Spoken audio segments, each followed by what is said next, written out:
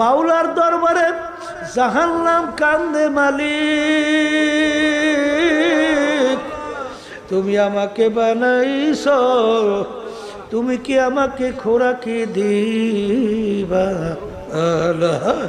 আমার মালিক বলেন, আল্লাহ আল্লাহ ওয়াকুদুহান নাসু ওয়াল হিজারা উইদ্দাত লিল কাফিরিন।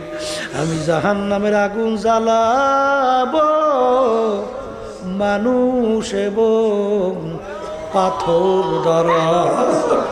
আল্লাহ আপনি আমাকে আমাদের সবাইকে মাফ করে দেন।